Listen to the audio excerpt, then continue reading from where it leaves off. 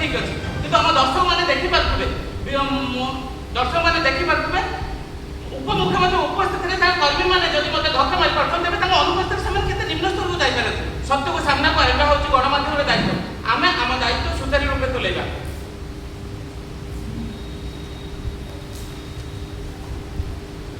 ଲିଲିମା ଗୋଟେ ଗୁରୁତ୍ୱପୂର୍ଣ୍ଣ ଖବର ଆସି ମୋ ପାଖରେ ପହଞ୍ଚିଛି। ଯେଉଁ କେନ୍ଦ୍ରୀୟ ଯାଞ୍ଚ ଟିମ୍ ଉପରୁ ପଥରମାଡ଼ କରାଯାଇଥିଲା ସେମାନଙ୍କ ମଧ୍ୟରୁ ଜଣଙ୍କର ଅବସ୍ଥା ଅତ୍ୟନ୍ତ ଗୁରୁତ୍ୱପୂର୍ଣ୍ଣ ଅଛି। ତାଙ୍କ ମୁଣ୍ଡର ପଛ ଅଂଶରେ ପଥର ବାଜିଛି। ସେମାନେ ଘଟଣାକୁ ଅତି ଗୁରୁତ୍ୱର ସହିତ ନେଇଛନ୍ତି। କୌଣସି ମୁହୂର୍ତ୍ତରେ ସମସ୍ତ ବାଟାଲିୟନ ସହିତ ଆସି ସେମାନେ ଏଇଠାରେ ପହଞ୍ଚି ଯାଇପାରନ୍ତି। ଏଥର ଏଜେନ୍ସି ଯେଉଁ ଜାଲ ବିଛେଇବ ସେଥିରେ ଛନ୍ଦି ହୋଇଯିବେ ଛୋଟ ମାଛ ଆଉ ବଡ଼ ମାଛ। ଲିଲିମା ବିରୋଧୀ ଦଳର ନେତା ମୋହନ ଗୁରୁଜେର ଗାଡ଼ି ଆସି ଏଇଠାରେ ପହଞ୍ଚିଗଲାଣି। ସେ ଏଇଠାରୁ ଚାଲି ଚାଲି ବିକ୍ଷୋଭ ସ୍ଥଳକୁ ଯିବେ। ମୁଁ ତାଙ୍କର ବାଇକ୍ ନେବାକୁ ଚେଷ୍ଟା କରୁଛି।